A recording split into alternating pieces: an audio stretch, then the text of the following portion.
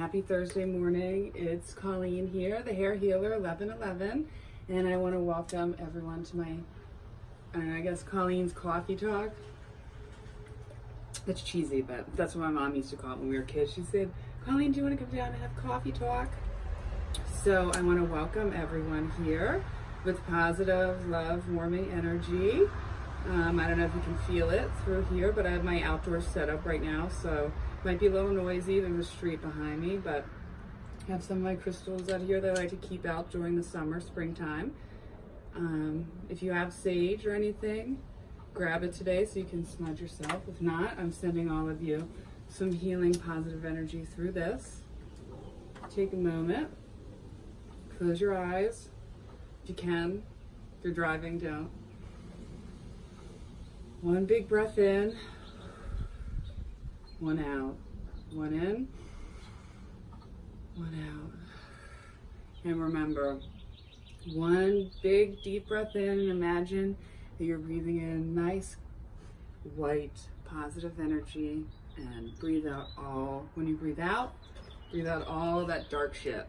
Get rid of it. Let it go. Mostly I wanted to start this morning out with a deep breath for me too, because I'm nervous. I'm doing another video, but a little more prepared. And I also have the camera facing the opposite direction, so I can't actually see how I look, which is kind of weird.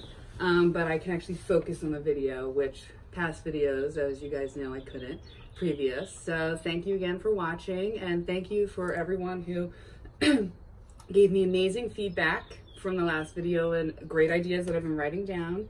And thank you for all that subscribe to me and follow me along this journey. Again, we're growing it together. I want this to be like a community place for all of us, because I think that's kind of what the world is lacking now, is community. And I want to bring it together in every world, the spiritual world, the hair world, every kind of world. So today I want to talk about adapting. We've got a lot going on right now in the cosmos, in the world, and a lot of my clients and all of you that reach out to me. There's been a lot of growing and pain, and I feel consciousness arising, and with that, and change, and having to look at the world in a totally different light, and right now I think we're having an evolution of consciousness and an evolution of thought. I'm seeing people who normally wouldn't be believing in these things that I've been talking about for years, like, start to open up, which is pretty cool. So wherever you are on your spiritual journey, that's cool. Even if you're not even open to it yet, or feel like everything I say is bullshit, that's cool too. That's okay. That's your reality.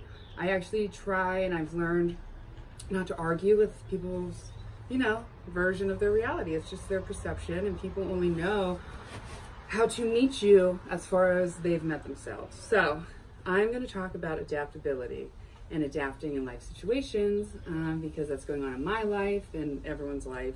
I mean, it's constant in life. I think we're always trying to find balance, but there isn't balance. We have to find how to organize that unbalancedness, right? Because there is going to be times of balance, but there's going to be times of not balance. And that's how the universe cannot have just one or the other. It needs both.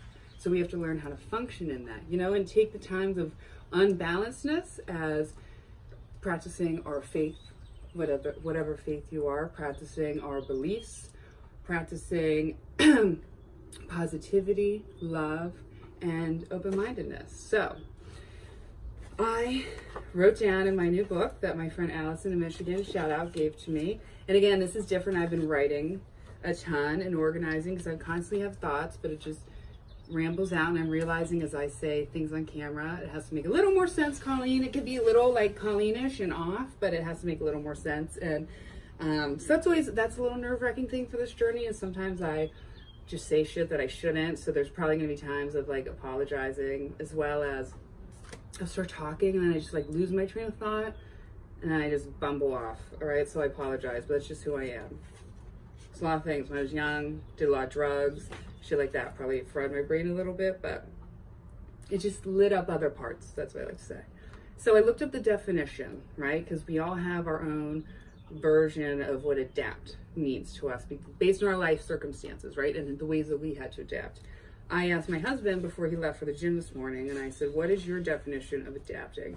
And he said, embracing change and trying to look at it as a positive, which is good, right? Because we have to embrace change. Change always is happening, okay? When you resist change, which I just wrote this down, a little diagram, but I'm not going to probably show it to you maybe because it's really bad handwriting, but what is the opposite of adapt, right?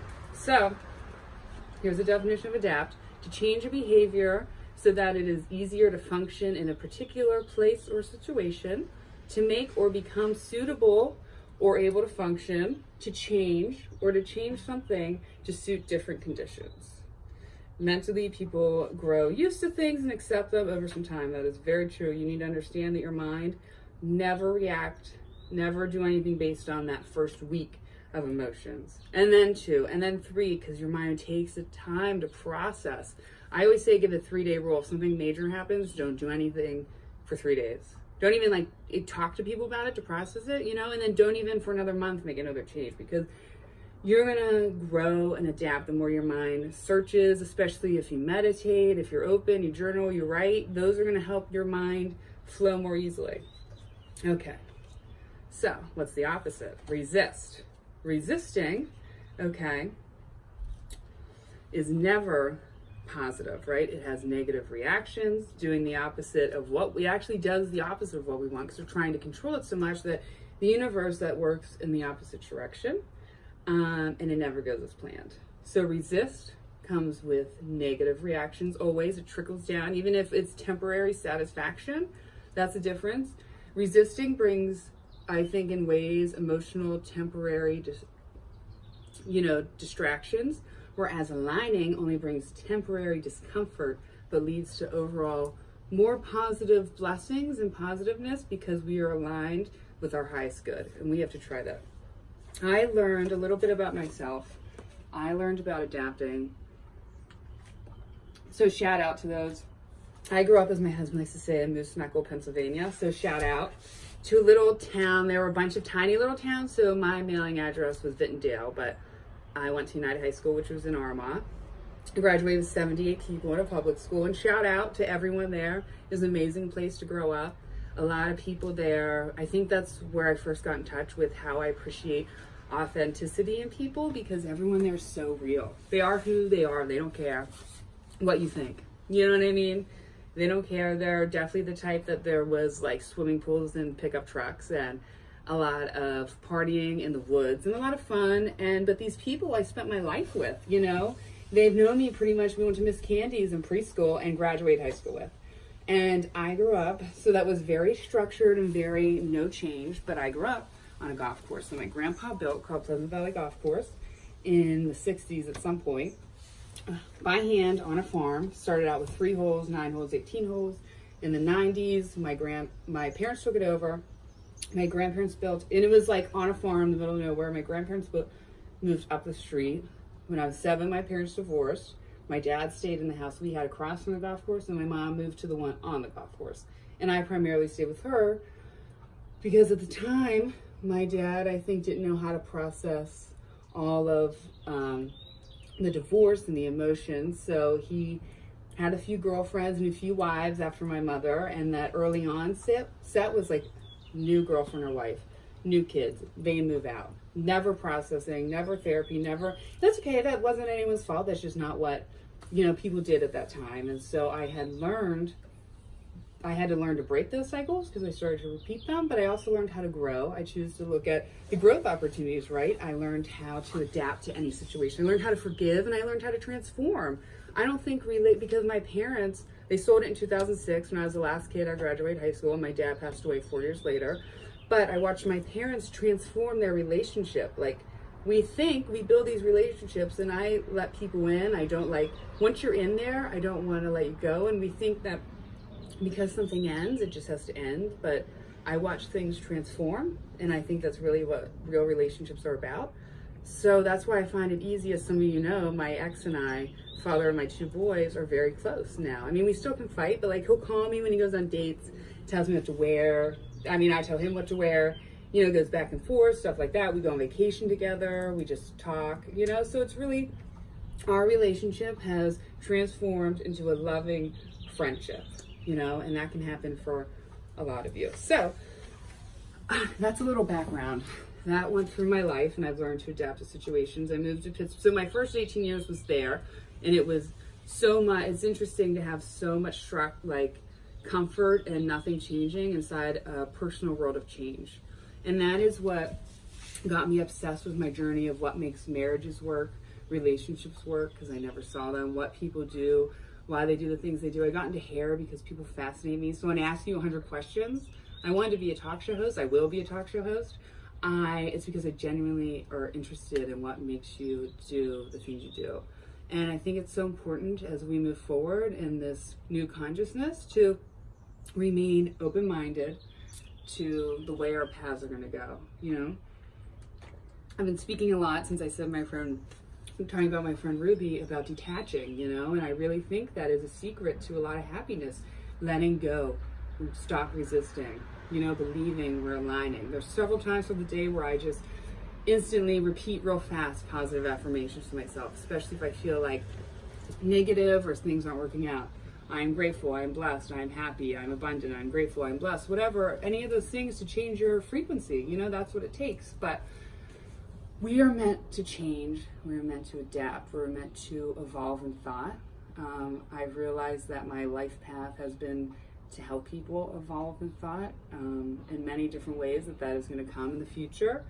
And I think, if you think about it, I don't know if this is a really good example or not, but think about people who get kidnapped. I tried not to watch it anymore, but I've watched years of Investigation Discovery. And a lot of them, not that they don't come out with a ton of fucked up damage and a lot of things to work through, but their mind and their bodies adapt the way they have to, you know? That's why you find a lot of people end up falling in love with their captor, but they're not. Actually, it's just psychologically. You know, it's not soul, it's not anything, it's in order to survive. So through that means that they had isolated thought, you know? And so if you have the power to have negative isolated thoughts like that and let that control you, you have the power to have positive thoughts, to believe in yourself, to work with the universe and manifest what you want. But you have to exercise your mind. And that's what I want to help people to do. Learn how to be happy, confident, believe in themselves, learn how to vibrate at a different frequency, and most importantly, be loved for who you are. I have made such a point in my life, and I've talked to some people who've told me about my past lives, but in Gemini, for all of you to accept me for who I am, and if you don't like me, you can fuck off, and you know that, sorry if your kids are watching, but I mean that in a spiritual way, because that's how you all should go on an energy frequency, because that's okay. Not everyone's gonna like you. Some people are, some people aren't, but you don't even worry about that, because they're in a different reality, a different perception. You attract the people that you want and the situations that you want, and everything is a mindset. You know, I always remind myself, and then, you know, I'll end it by saying this. When I'm in end it by saying two things. When I'm in a hard situation, I do remind myself, am I really going to be stressing about this 5 years down the road? No, I'm not going to be stressing about a year down the road, and that's the truth. Look back at all of your life. I'm really not. And is there a positive to this? Yes. Is there a growth opportunity? Yes. So today, say to yourself, blank, whatever my name is, I'll say Colleen. Today, I'm going to align myself and let go of fear, judgment, and hate, and control, and align myself with my highest good, and align myself with happiness, and let go of everything I cannot control. And thank you, everyone, for watching this whole video, for watching the last one, for all of your feedback, which again was amazing, and continue to give me it. Again, continue to tell me what you want to hear, what you don't want to hear. Please subscribe. Please follow me on Instagram, The Hair Healer 1111, Facebook. Tell everyone about me. And I love all of you. Thank you. And I just hope everyone has a fabulous day.